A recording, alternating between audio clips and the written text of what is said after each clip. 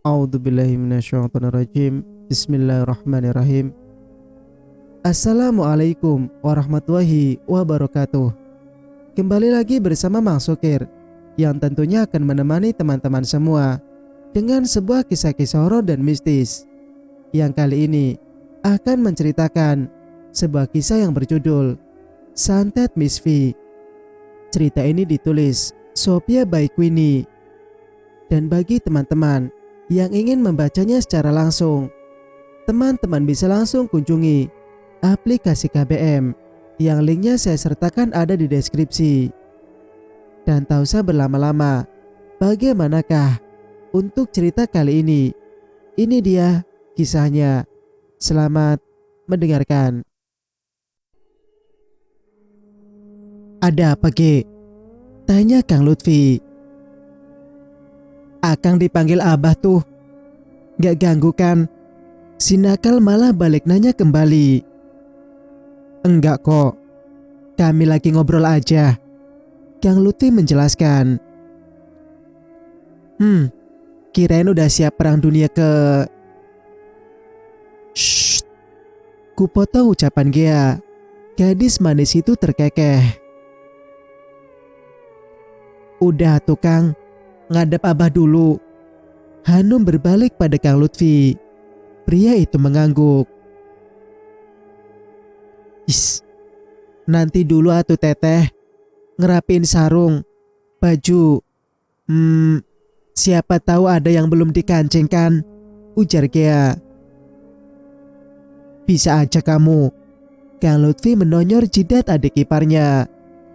Ingin rasanya aku berkata, rasain. Tapi Gea malah kembali terkekeh geli. Dasar anak nakal ini. Kang Lutfi menemui Abah dengan segera. Gea masih di kamarku dengan tersenyum-senyum sendiri. Hanum jadi gemas dibuatnya. Sifatnya dan Gea emang jauh berbeda.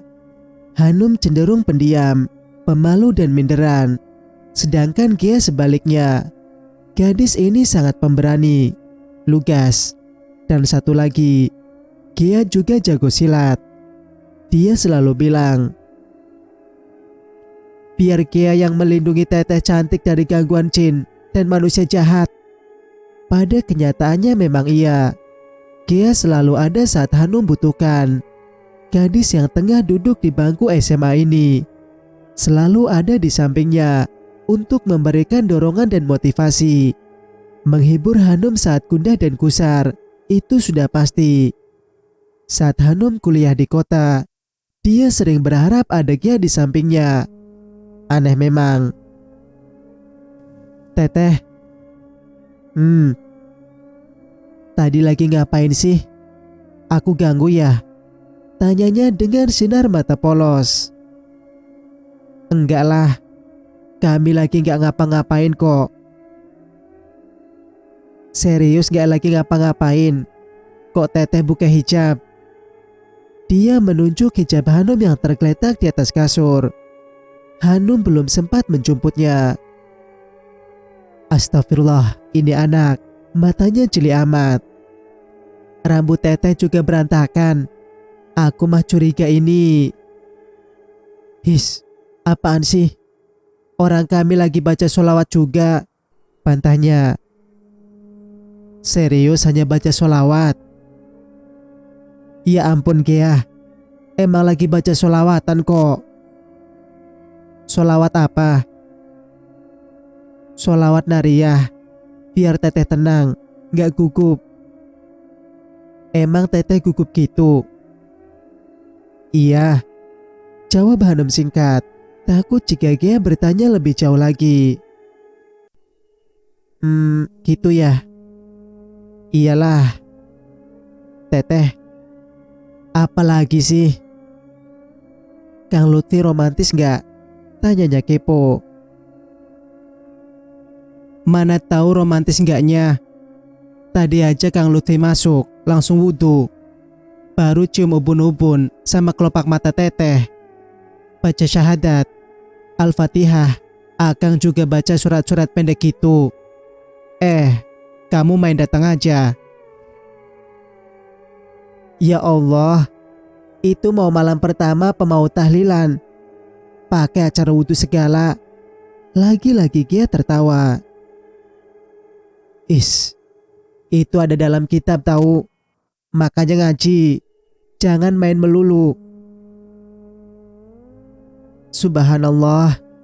Idaman banget ya kakak iparku itu. Iya teh. Masa sih? Tadi Kang Lutfi wudhu dulu. Baca doa. Baca Al-Fatihah. Terus baca surat-surat pendek juga. Gia seperti tak percaya. Iya, memang kenapa? Ribet juga ya, punya suami agamanya bagus. Semua pakai doa. Yakin aku mah, kalau Teteh gak tahan nungguinnya. Gak tahan kenapa? Gak tahan buat gini-gini. Gia menyatukan dua jari telunjuknya, lalu menggoyang-goyangkannya dengan wajah serius sekali. Astagfirullah Gia, kamu masih SMA, pikirannya ngeres amat sih. Hanum menarik tangannya, lalu kami berguling ke atas kasur. Gia menjerit saat Hanum menggelitik pinggangnya. Ampun Teteh, teriaknya. Tak berapa lama Kang Lutfi kembali. Gia pamit tergesa. Maaf ya Kang, Gia ganggu. Silakanlah lagi dilanjutkan sesuatunya yang tadi sempat tertunda. Kang Lutfi hanya tersenyum menanggapinya. Doanya jangan lama-lama tuh Kang. Kasian si Teteh kelamaan nungguinnya.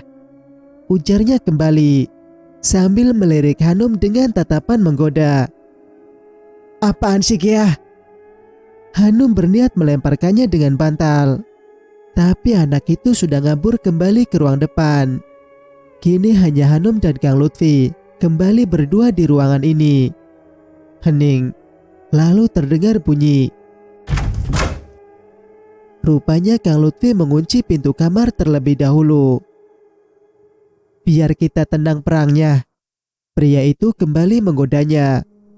Mereka bertatapan lama, hingga akhirnya Kang Lutfi mengulang doa yang sama, lalu memberikan sentuhan-sentuhan khas suami pada istrinya. Sikapnya ibarat raja yang begitu menjaga permaisuri pemilik hati. Dengan segala kelembutan dan penuh kasih sayang, Kang Lutfi membawanya ke alam indah yang tak pernah dirasakan sebelumnya. Sensasi bersentuhan kulit dengan lawan jenis yang baru hari ini dirasakannya sangat luar biasa. Karena Kang Lutfi begitu lembut dan sabar, Hanum pun bisa mengimbanginya dengan rileks. Mereka melalui malam pertama dengan senyum, diiringi senyum bahagia. Sungguh kebahagiaan yang begitu sempurna, hingga malam terasa berlalu dengan cepat. Singkat cerita, 1 bulan berlalu.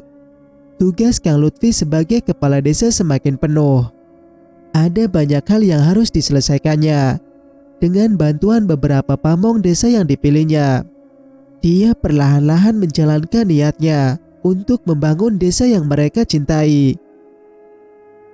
Kalau Akang jadi kepala desa, Akang mau bangun TPA untuk anak-anak mengaji, membangun jalan biar tidak becek, juga membangun sarana dan fasilitas untuk pemuda dan anak-anak menyalurkan bakat dan hobinya. Hanum masih ingat saat lulus SD dan sebelum berangkat pergi mondok, Kang Lutfi bicara seperti itu. Sikapnya terlihat sangat dewasa, walaupun saat itu usianya terbilang masih anak-anak. Semua itu membuatku diam-diam mengaguminya. Dia yang masih kelas 4 SD mengangguk, mendengarkan apa yang Lutfi ucapkan. Neng harus nunggu Akang ya. Nanti kalau Akang datang dari pesantren, Neng akan Akang ngajarin ngaji. Janjinya. Persahabatan baik itu perlahan menjadi rasa cinta yang kian hari kian tumbuh di dalam sanubari. Cinta yang sebenar-benarnya cinta, bukan bucin seperti istilah anak zaman sekarang. Tak disangka, Kang Lutfi pun punya rasa yang sama. Dia berani mengutarakan isi hatinya sebelum berangkat ke luar negeri. Neng janji, harus nunggu akang pulang. Insya Allah, kepergian akang demi masa depan kita nanti. Akang tak mau berjanji banyak. Cukup akang meminta satu dari Neng. Jaga kepercayaan akang. Jaga diri. Jaga hati. Insya Allah, akang pun akan melakukan hal yang sama. Ini janji kita berdua saja.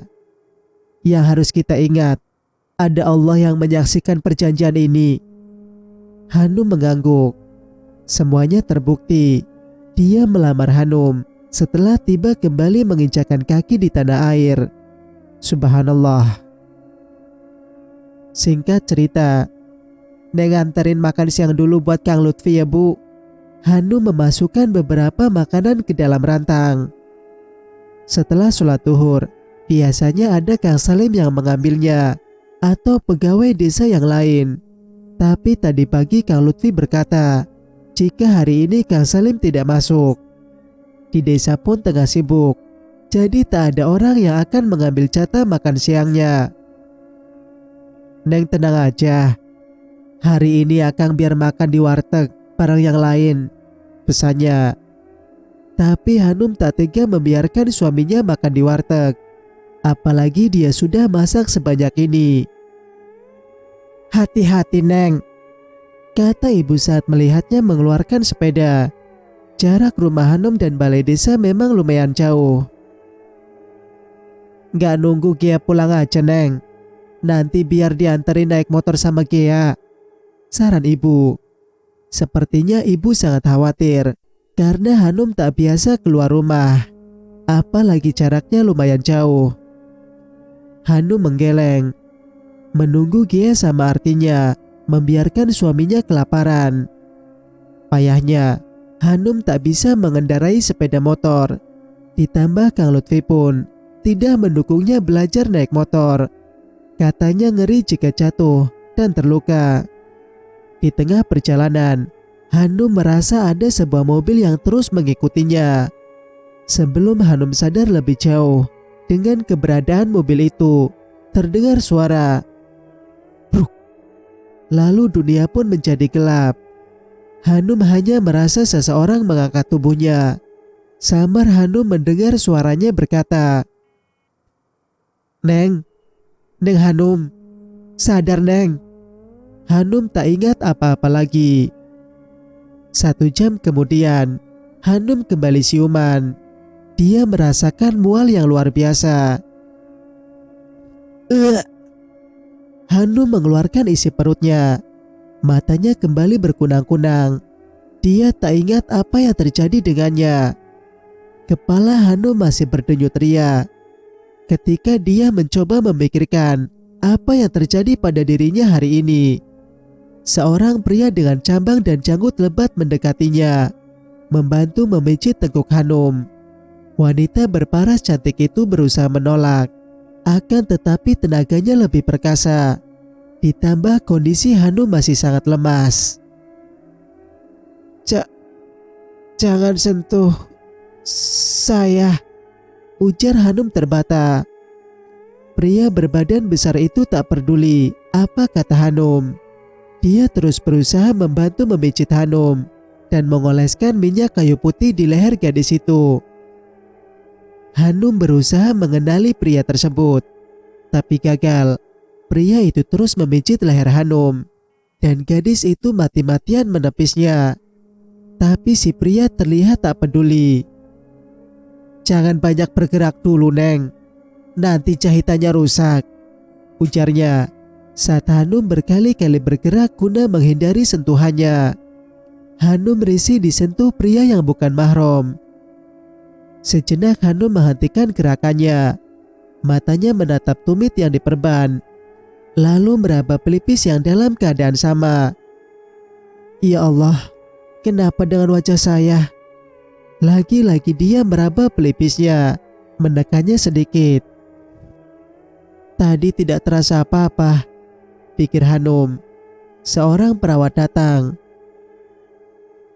Tolong Sus, ini tetehnya kok malah muntah ya? Suara laki-laki yang sama saat Hanum tadi terjatuh. Biasanya kalau mengalami benturan suka muntah pak, jelas suster. Kini Hanum mulai mengumpulkan ingatan. Dia mencerna setiap hal yang dialaminya hari ini. Oh tidak, Hanum memijit pelipisnya. Kepalanya semakin berdenyut. Pelipisnya yang diperban kini terasa ikut berdenyut. Teteh jangan bergerak dulu ya, lukanya masih basah. Suster itu mendekati Hanum. Tadi tidak terasa sakit kok sus, ucap Hanum sekenanya, karena bingung luar biasa. Tadi luka teteh disuntik anti nyeri, jadi gak terasa sakit. Sekarang mungkin pengaruhnya sudah hilang, makanya teteh kesakitan, jelas si perawat. Hanum manggut-manggut, lalu kembali mengernyit, menahan sakit. Minum antibiotik, sama ini pereda nyeri, sekaligus bisa meredakan sakit kepalanya dulu teh. Suster muda sebaya dengannya menyodorkan obat. Hanum menerimanya. Lalu pria besar di sampingnya menyodorkan sebotol air mineral. Suster itu membereskan peralatan yang tergeletak di meja kecil, lalu pamit pada Hanum dan pria di sebelahnya. Hanum mengucapkan terima kasih. Suster itu pun kembali meninggalkannya dan si pria besar. Ponsel berbunyi. Pria besar itu nampak merogoh saku ke mejanya.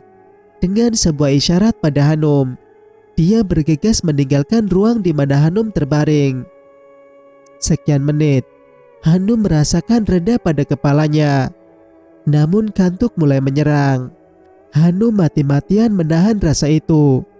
Wanita yang baru saja bersuami itu mencoba mengingat apa yang terjadi hari ini. Lalu bayangan kedua orang tuanya muncul. Setelahnya ada Kang Lutfi.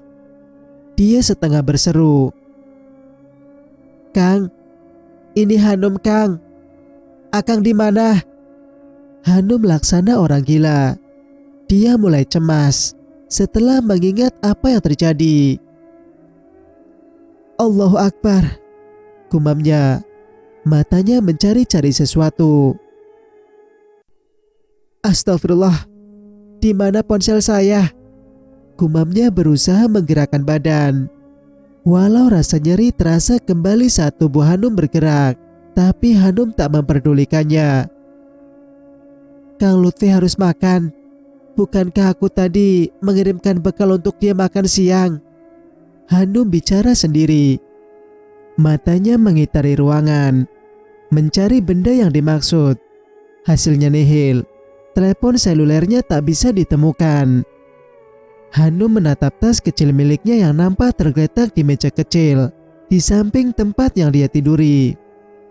Segera tubuhnya bangun untuk menggapai benda itu. Dia berharap agar ponsel itu ada di sana. Karena seingatnya benda persegi itu memang dia masukkan ke dalamnya. Pasti Kang Lutfi kebingungan mencariku, fisiknya. Setelah berhasil dia membukanya dengan cepat. Hasilnya nihil. Benda itu tak bisa ditemukannya. Bukankah aku menaruhnya di sini? Hanum bicara sendiri. Dia mengeluarkan semua benda dari tas kecilnya itu. Bahkan benda itu dimiringkan, dibolak-balik, berharap apa yang dicarinya ada. Pria besar itu kembali masuk. Nyari apa, Neng? Tanyanya ramah. Kang Bahri. Hanum setengah berteriak. Kesadarannya sudah mulai pulih. Bahri adalah anak ketiga dari Haji Faisal, orang paling berpengaruh di desa Hanum. Saat remaja, Kang Bahri terkenal dengan kenakalannya. Dia sering gonta-ganti pacar. Dia juga yang kemarin bertaruh dengan Lutfi dalam pemilihan kepala desa. Bahri pernah menaruh hati pada Hanum. Namun Hanum tak menghiraukannya. Kini, setelah sekian tahun berlalu, Hanum kembali bertemu dengan pria kaya yang terkenal sangar ini. Iya, Neng. Ini Akang. "Neng gimana sekarang? Sudah baikan?" Pria itu terdengar ramah. Dia mendekati Hanum, menyentuh tumit Hanum yang diperban. Gadis itu menarik kakinya. "Akang ingin melihat lukanya saja, Neng." "Mana handphone saya, Kang? Saya harus ngabarin keluarga. Suami saya pasti khawatir," jelas Hanum. Kang Bahri tersenyum. Dia kembali merogoh saku celananya, menyerahkan sebuah benda berwarna hitam persegi pada Hanum. "Ini HP-nya, Neng." Tangkas Hanum menerimanya. Tapi dia terbelalak saat melihat kondisi layar ponsel yang sudah hancur tak berbentuk. Hanum mencoba menghidupkan benda itu. Apalah daya, ponsel itu sudah mati total. "Ponselnya kelindas ban mobil, Neng," ujar Kang Bahri dengan tatapan dan suara sangat merasa bersalah. "Akang yang nabrak saya kan?" tanya Hanum. Dia mengangguk. "Maafkan akang, Neng." Pria itu menunduk. Wajahnya diselimuti rasa bersalah pada Hanum. Hanum jadi tak tega melihatnya. "Apa akang sudah mengabari keluarga saya?" tanya Hanum dengan suara lebih dipelankan. Kang Bahri menggeleng. "Kenapa?" "Tadi akang bingung, Neng. Serius. Akang kaget lihat kondisi Neng Hanum yang pingsan." Bahri menerangkan. Hanum tak menjawab. Dia hanya fokus pada Lutfi yang sekarang mungkin tengah bingung mencarinya. "Kang Lutfi pasti khawatir. Saya harus segera ngabarin suami saya." Wajah Hanum mulai panik. Semburat ramah di wajah Bahri perlahan pudar seiring Hanum yang terus menyebut nama suaminya. Ada kilatan amarah di mata legam itu, entah kemarahan pada siapa. "Tapi Neng masih lemas," ujar Bahri. Dia berusaha menetralisir keadaan dan emosinya. Jangan sampai Hanum tahu kalau dia tak suka pada nama yang tadi disebutkan olehnya. Bahri mencoba menahan amarah yang menggelagak di dadanya, tak kala wanita cantik di hadapannya terus menyebut nama Lutfi. "Lutfi benar-benar jadi musuh yang nyata bagiku." Patinya mengepalkan tangan, meninju pahanya sendiri. Hanum tak memperhatikannya. Gadis itu malah berujar, "Gak apa-apa, Kang. Saya kuat kok." Hanum mencoba berdiri. Kepalanya kembali terasa pusing. "Tuh kan, Neng masih pusing." "Gak apa-apa, Kang. Pokoknya saya mau pulang. Kasihan keluarga saya. Kang Lutfi khususnya. Dia belum makan," ucap Hanum. Bahri nampak kecewa. Dia mengangguk, lalu berkata, "Tunggu sebentar. Akang membereskan administrasi dulu." Pria itu keluar. Hanum menatapnya dengan bingung. 15 menit berlalu, Bahri belum juga kembali. Hanum menunggu dengan gelisah. Karena kesal, Hanum pun akhirnya bangun. Apapun yang terjadi dia harus segera pulang. Ibu, Abah dan Kang Lutfi pasti khawatir padanya. Hanum bangkit dengan perlahan, menahan sakit di sekujur tubuhnya. Kejadian tadi benar-benar tak pernah diduganya. Sempoyongan dia berjalan, meraih tas lalu membuka pintu. Baru saja tangannya berusaha menggapai gagangnya pintu. Pintu terbuka. Bahri menatapnya cemas. "Sudah Kang bilang tadi. Neng tunggu dulu." Bahri meraih tangan Hanum, bermaksud menuntunnya. Tapi gadis itu menepisnya perlahan. "Tidak usah, Kang. Saya bisa jalan sendiri." Bahri mengangguk kecewa. Di dalam perjalanan, Hanum tak sedikit pun bicara. Hingga rasa kantuk yang tadi dia tahan itu datang kembali menderanya. Hanum tak lagi bisa menahannya. Tertidur pulas. Sedangkan Bahri menatapnya dengan tatapan sukar untuk diartikan. Sesekali dia melirik wajah cantik Hanum yang sangat pucat. Kenapa si brengsek itu harus mendapatkan apa yang saya mau? Jabatan juga gadis cantik ini, geramnya. Tangannya mengetuk-ngetuk setir.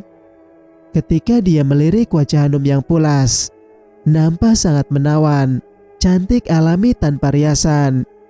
Menelan salivanya sendiri, lalu kembali fokus ke jalanan desa yang cukup sepi. Ponselnya berderit. Bos, data dari ponsel yang tadi sudah saya kirim lewat email. Nanti cek saja. Terdengar suara pria di seberang ponselnya. Oke, nanti tunggu transferannya. Saya nanggung lagi di jalan. Siap bos, nyantai saja. Saya nunggu tugas selanjutnya. Sip. Jangan lupa, hapus data yang ada di kalian. Saya tidak mau ada yang menyimpan foto-foto Hanum selain saya. Siap bos, laksanakan. Telepon dimatikan. Bahri kembali fokus menyetir. Hingga akhirnya sampai di tujuan. Mereka tiba di depan rumah Hanum. Bahri menyentuh pipi Hanum, berusaha membangunkannya. Neng Hanum, bangun Neng, sudah sampai. Hanum tergagap. Dia menepis tangan Bahri yang menempel di pipinya. Matanya berputar keluar mobil. Bahri menurunkan kaca mobil hingga Hanum bisa melihat jelas bentuk rumahnya. Alhamdulillah, ucapnya gembira. Dengan cepat dia segera turun dari mobil. Bahri menyusulnya. Hati-hati Neng. Pria itu menjajari langkah Hanum. Bu, itu teh Hanum. Terdengar suara teriakan Gea dari dalam rumah. Sebelum Hanum mengucapkan salam. Ya Allah, Hanum, cerit ibu melihat kondisi Hanum yang seperti itu. Dia memeluk tubuh putri kesayangannya, mengajak Hanum duduk di kursi. Sementara Bahri berjalan mendekati keluarga Hanum. Dia mengucap salam, lalu menyerahkan tas milik Hanum yang tertinggal di mobil. Ada apa ini? Kang Bahri, kenapa anak saya? Ibu berkaca-kaca. Sedangkan Gea memeluk kakak perempuannya dengan erat. Hanum pun menangis. Gea membawa Hanum ke kamar. Bu, tadi Hanum keserempet mobil, lalu pingsan. Saya membawanya ke klinik, ujarnya terbata. Terima kasih sudah menolong Hanum. Minum dulu atuh, sambil nunggu abahnya yang lagi berembuk di balai desa. Mau lapor masalah Hanum. Bahri menggeleng. Saya pulang aja bu, masih ada kerjaan di pabrik. Terima kasih Kang. Abahnya pasti senang Hanum sudah kembali.